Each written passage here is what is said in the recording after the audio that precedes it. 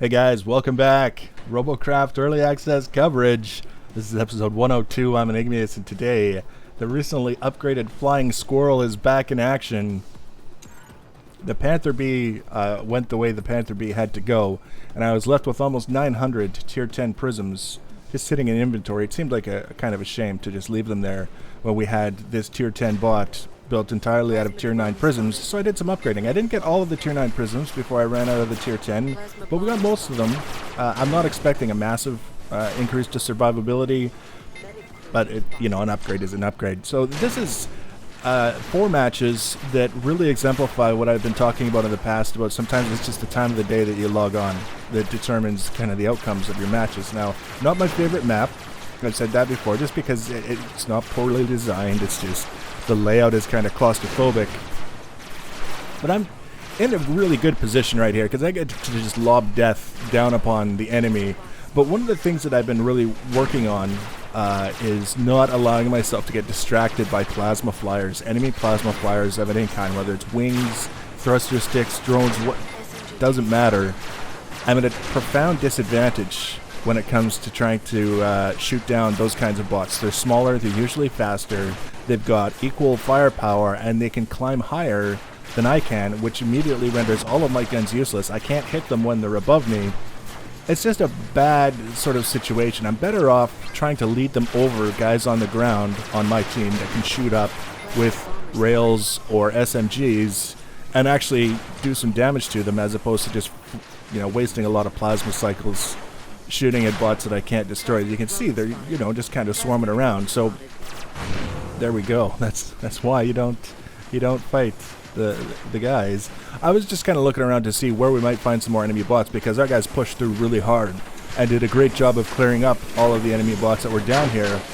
I lost 4 out of 6 rotors, and I decided to do a controlled crash, come down here where hopefully I would get some repairs and get back up in the sky. And sure enough, bam, back up to 100%. That was quick. That was pretty good. I like that. So now there's kind of a situation going on. The enemy's got 2 bots left, and they're both flyers. At least I know one for sure is a flyer. I'm pretty sure they're both flyers. And having just said, I'm not in an advantaged position to be going after them. There's a number of things that I could be doing right now, and one of them is go get on the cap circle, because you never know what's going to happen with these bots, especially when they're already designed to be airborne. They could take some damage and turn into the pilot seat with a thruster kind of syndrome, where they're just flipping and flopping and nobody can kill them. There's all kinds of things that can go wrong. So we start looking at contingencies. What can I do to improve my odds of walking out of this match with a victory? My team is in a tremendously advantaged situation right now because just the numbers. Our guys are almost all surviving, and we just killed one of the 2 remaining enemy bots. So there's one more out there somewhere. I don't want to necessarily cause my team to win by capping in this situation. We've got lots of time left. We've got lots of bots left. We're in a really good situation, but at the same time, the last thing you want to do in a situation like this is to walk away with a loss, like a mutual loss, both teams lose, because you spent so much time looking for the enemy and all of a sudden you didn't realize you're about to run out of time and you don't have time to get back and win by cap. So what we're doing here is basically sitting on the cap circle until we get 3 segments full, and then as it starts in the 4th segment, we can leave. We can go help the team hunt down the enemy bot, and it turns out they've kind of found him, but nobody wants to spot him. I don't know if it's just they don't want to let anybody know because they want the kill. It doesn't matter at this point with 1 bot left. So might as well let them finish the job, right? As soon as I leave, they spot him.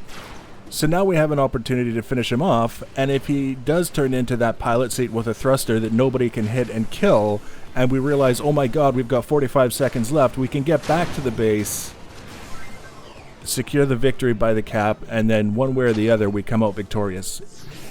There's a point in time where we have to be looking at that clock and saying, okay, what's going on, and what do we need to happen, and what do we want to happen? You don't always have to cap to the end just because you started capping. You can always leave with 3 segments taken care of and then come back if you need to later on, just so that you can farm a little bit of extra RP. I don't think anyone that was involved in the kill of that last enemy bot would be mad at me for abandoning the cap, I guess is one way to put it. Now this is another match. I'm really trying to focus on technique with this bot and not, just kind of flying around and shooting stuff, because it's sometimes just flying around and shooting at stuff is fun. But having an opportunity to kind of stop and think, especially now that Plasma's apparently, certain things have been fixed, which people say has made it OP. I haven't really felt OP.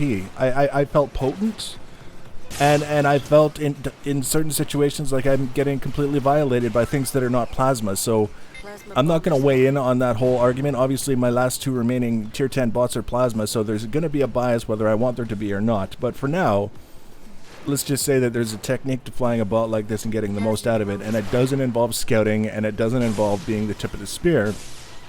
So we're just kind of taking our time, so to speak, pushing up, letting our guys spot the enemy, and then once we know where the enemy is, then I try and position myself to do as much damage as I possibly can to as many bots as I possibly can to outstrip the healing that's going on in these matches lately, and either destroy bots through attrition. The healers can't keep up. There's just so much constant damage going on to so many different bots that it's more than they're able to handle.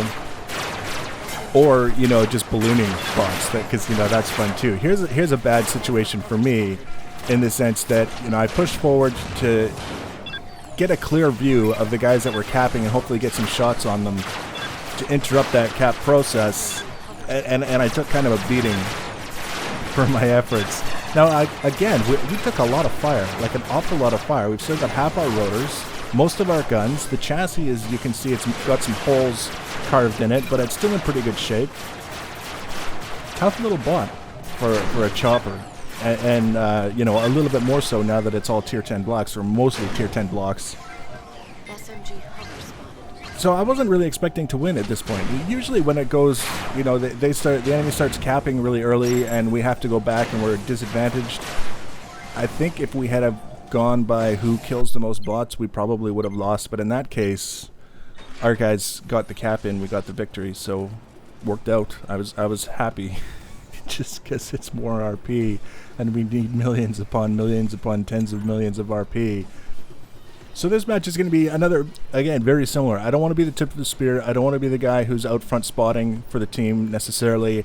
If I see enemy bots, obviously I want to spot them, but I don't want to intentionally put myself in the position to be the first one seeing them, because if I am, then I'm one of the first bots they're seeing, and that's just bad news for me. So again, let the other guys on the team do the spotting, and look at that cluster. That is, for a Plasma copter, that all those overlapping red names, that's like your favorite dish. That's like pizza night right there for Plasma.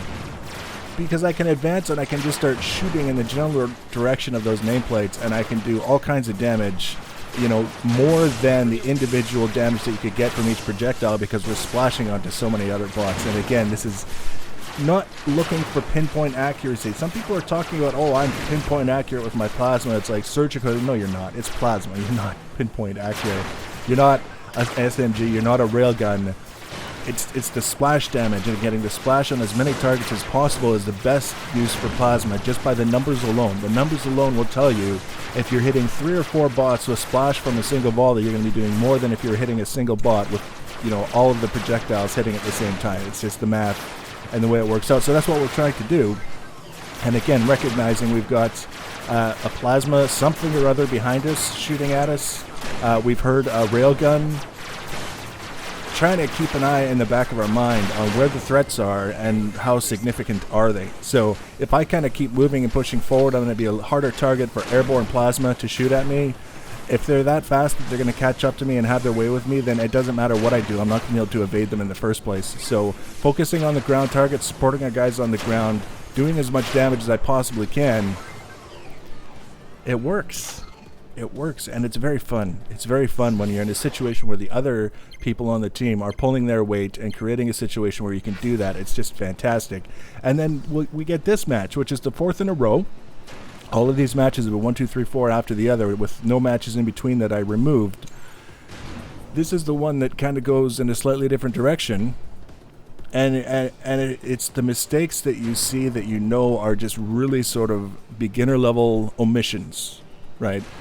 habits that people need to be developing early in their career as a Robocraft pilot, because they're so important. And when you see those things not happening, that's kind of the indication that things are going bad, very, very badly. Now, there were a couple bots that were still at our base. I'm not sure what they were doing, but the enemy went around the other way. So we're kind of pushing up one side, and they're now just starting to take fire over there. But you notice there's one of the bots that was back there has been destroyed. There was somebody shooting at them, and then there's that guy. He's still back there. He just got destroyed. There was someone shooting at him. There are no enemy bots lit over here around our base. They were taking fire from somewhere. There's an enemy bot capping. None of the bots were lit. I don't know. Maybe they were AFK. that's how they got destroyed so easily. There's a internet connection problem. There was a thing with platoons. Actually, there was a notice that came up saying that if you're in a platoon, there's server upgrades going on, and you might have connectivity issues. So credit where it's due, potentially. You know, give people the benefit of the doubt. Maybe that's what happened. They both disconnected, and that's why they didn't light the targets or fight back. So the enemy pushed through, and now they're swarming all around our base. And also back here, we're spread out is kind of an issue. We're very badly spread out, and it's not going to go very well for us because bad things happened at the beginning. We lost 2 of our bots before we even kind of figured out where the enemy was.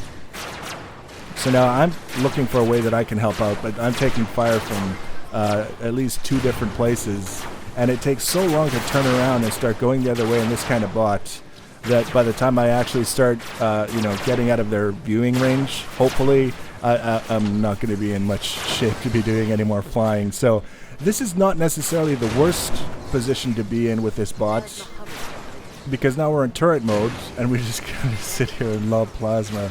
But it's not going to last for very long. So I'll let you watch the rest of the match. It's not going to end in our favor. Sorry for the spoiler. But there's only so much we can do, and it starts with spotting the enemy and knowing where they are so that we know where to go and fight. But 3 really strong wins and, a kind of typical loss. There's not much can be said about it. We're going to continue doing match footage. We want to do some lower tier builds just from time to time to break up the match footage. Saving up for a Megabot build. That's kind of our goal right now, and we all know those aren't cheap. So if you want to be notified when I add those videos, you can always subscribe to my channel and or follow me on social media. Links for social media are always in the information section below the video. Please leave your comments and feedback. Thanks for watching, guys, and take care.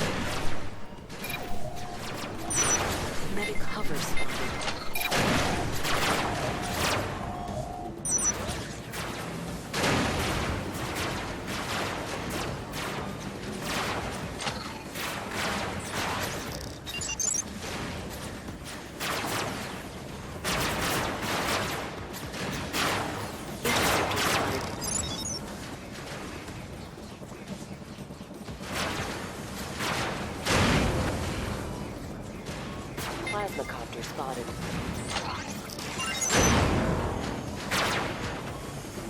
Bandit bots.